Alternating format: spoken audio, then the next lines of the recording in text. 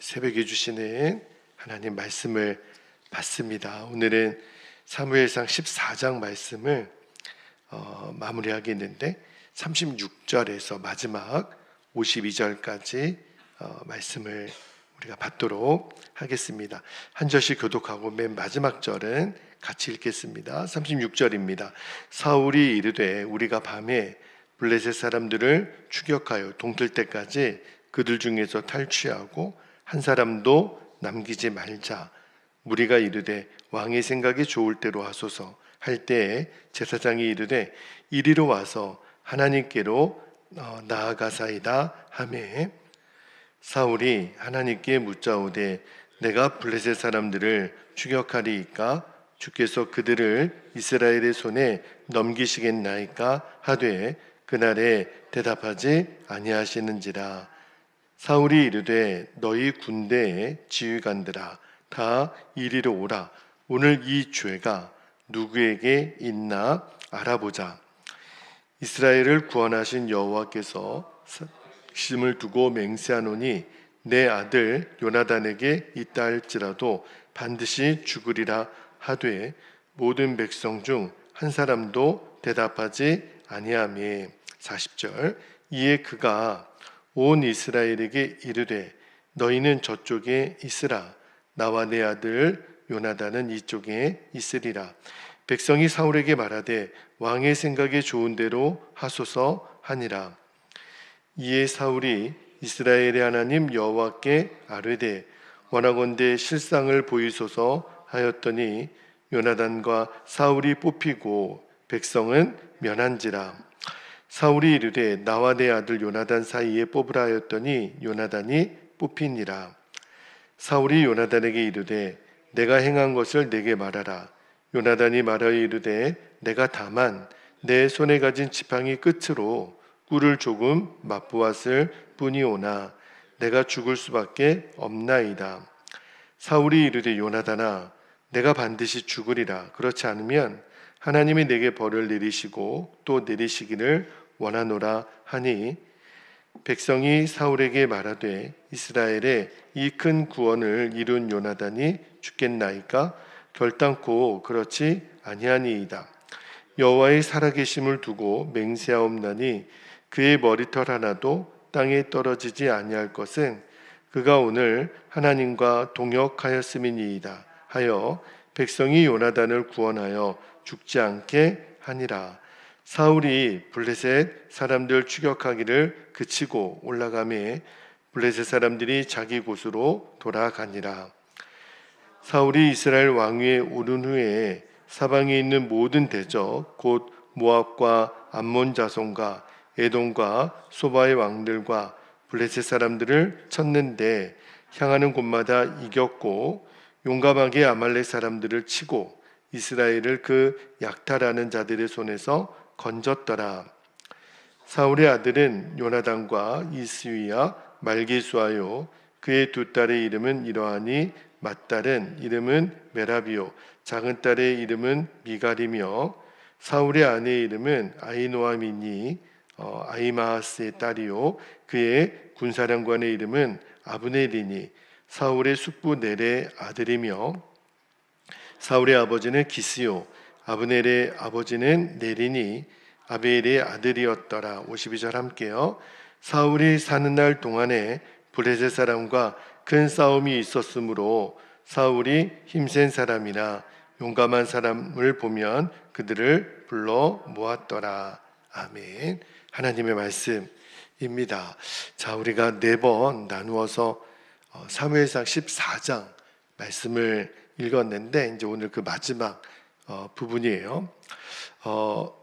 그 이스라엘과 블레셋 사이에 전쟁 이야기가 있었고 또 사울과 그의 아들 요나단의 이야기가 쭉 이어졌는데 오늘 제가 설교 제목 마지막 부분 본문을 가지고 하나님의 침묵 앞에서 우리는 무엇을 돌아볼 것인가 이렇게 설교 제목을 정했는데 때때로 우리가 기도할 때 또는 하나님의 응답을 기다릴 때 하나님이 침묵하시는 것 같이 느껴질 때가 있어요. 하나님 왜 말씀을 안 하시나? 그때 우리가 어떤 태도를 취해야 되나. 사실은 하나님이 말씀을 안 하시는 게 아니고 먼저 우리 자신에게 하나님이 무엇을 원하시는지 내 자신을 좀 돌아보는 은혜와 지혜가 있기를 먼저 축복하고 오늘 말씀을 받기를 원하는데, 오늘 말씀 참 재미있죠?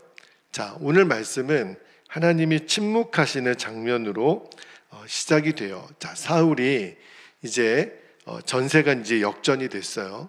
그래서 이제 이스라엘이 승리를 목전에 두고 사울이 블레셋 사람들을 이제 추격하려고 할 때, 자, 오늘 36절 말씀을 볼게요. 36절에 보니까 사울이 이르되 우리가 밤에 블레셋 사람들을 추격하여 동틀 때까지 그들 중에서 탈취하고 한 사람도 남기지 말자, 이렇게 이제 사울이 말을 해요.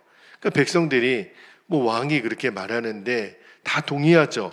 자, 근데 그때 제사장이 등장을 합니다. 그리고 이렇게 말해요. 36절 후반부에 보면 제사장이 이렇게 말합니다. 보세요. 무리가 이르되 왕의 생각에 좋을 대로 하소서 할 때 제사장이 이르되 뭐라고 말하냐면 이리로 와서 하나님께로 나아가사이다, 이렇게 얘기를 해요. 하나님께로 나아가십시오, 왕이시여. 이게 무슨 말이냐면 지금 전쟁도 중요하지만 더 중요한 게 있다는 거예요. 뭐죠? 하나님의 뜻을 들어보시지요, 이거예요.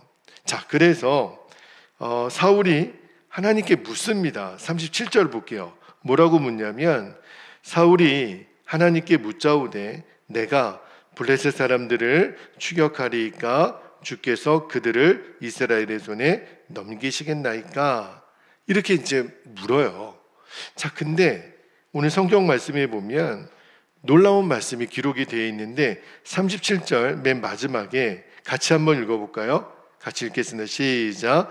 그날에 대답하지 아니하시는지라. 하나님이 대답을 안 하세요. 침묵하십니다. 자, 근데 하나님이 왜 침묵하셨을까? 왜 대답을 안 하셨을까? 오늘 본문을 보면 그 이유가 나와 있어요. 뭐죠?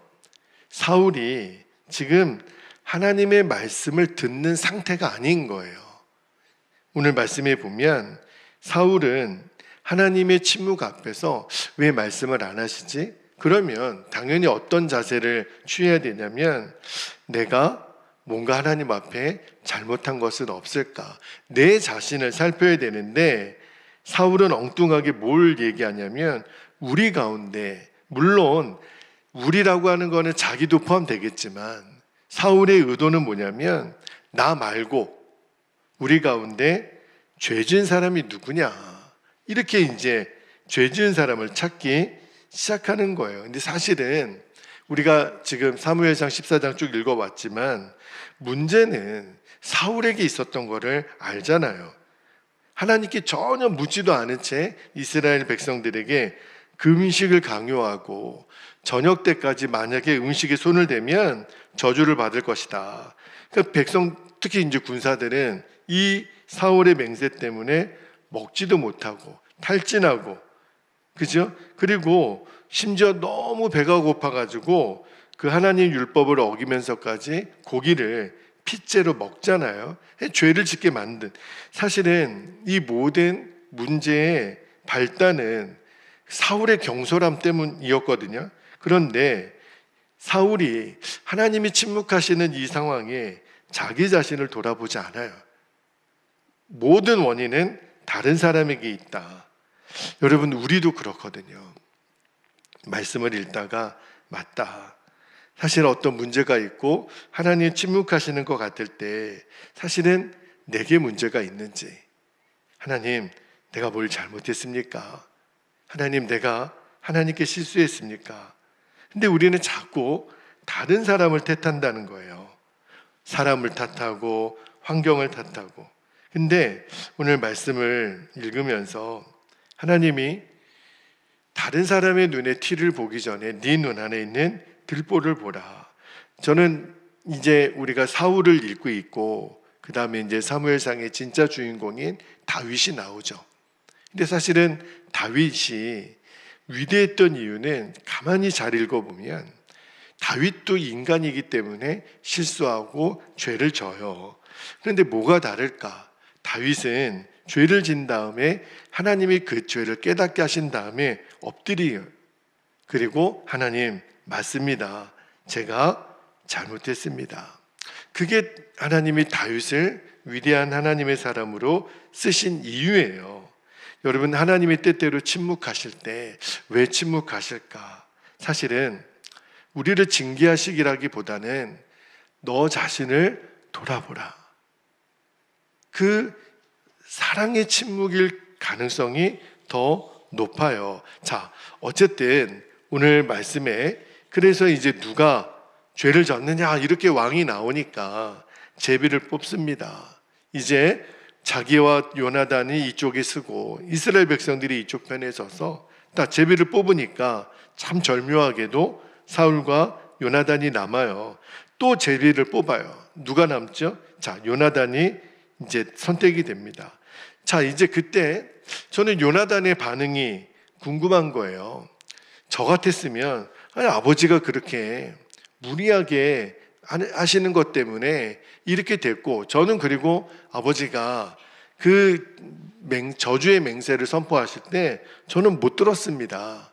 이렇게 변명하거나 또는 억울하고 또 원망을 아버지에게 돌릴 수도 있었거든요. 근데 요나단이 회피하지 않아요. 자, 43절 말씀을 볼게요. 43절에 보니까 요나단이 말하여 이르되 내가 다만 내 손에 가진 지팡이 끝으로 꿀을 조금 맛보았을 뿐이오나 보세요. 내가 죽을 수밖에 없나이다. 회피하지 않겠다는 거예요. 그렇게 정하셨다면 정하신 대로 하십시오. 제가 그 요나단의 태도를 보면서 그렇구나.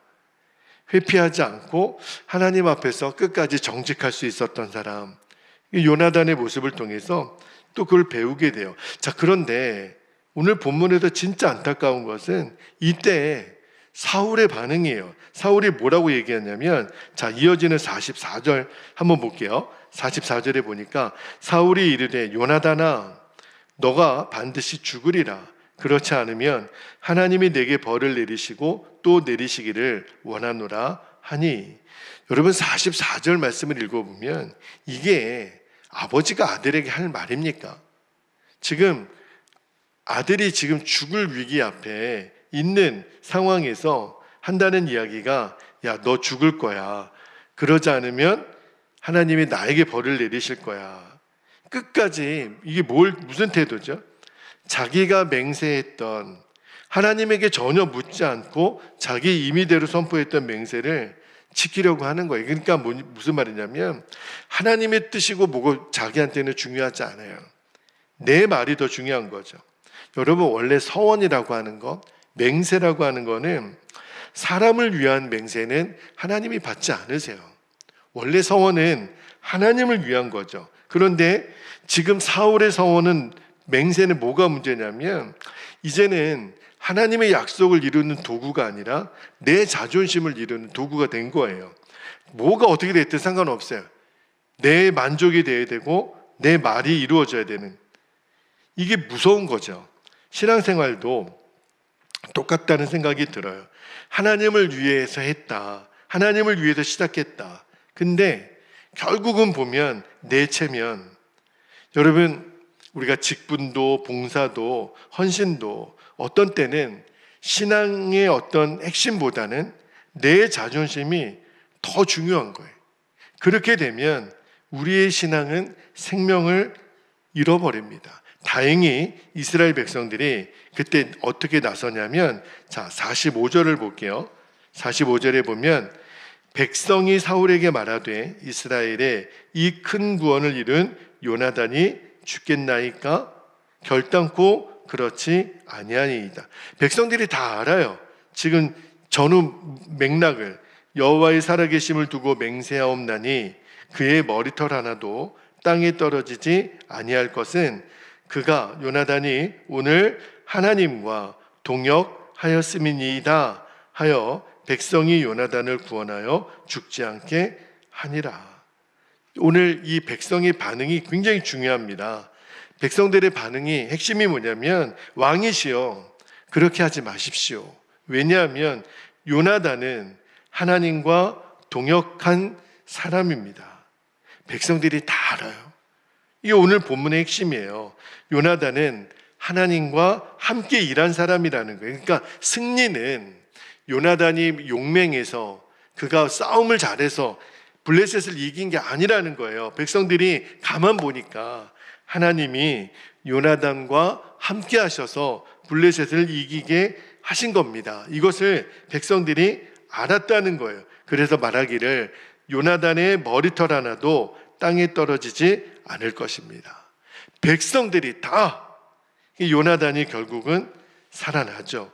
오늘 말씀을 묵상하다가 깨닫게 된 게 뭐냐면 하나님은 어떤 형식보다 생명을 귀하게 여기시고 맹세보다도 은혜를 귀하게 여기시고 율법보다 하나님을 신뢰하는 말씀을, 그 믿음을, 말씀에 대한 믿음을 하나님이 기뻐하시는구나. 여러분, 예수님도 안식일에 병자를 고치셨죠. 그때 바리새인들이 율법을 어기신 거 아닙니까? 그때 안식일의 주인은 인자라고 하면서 예수님이 어떻게 해석하셨냐면 사람을 살리는 게 하나님의 뜻이라는 거예요. 그러니까 하나님은 언제나 생명을 가장 귀하게 여기신 분이시죠.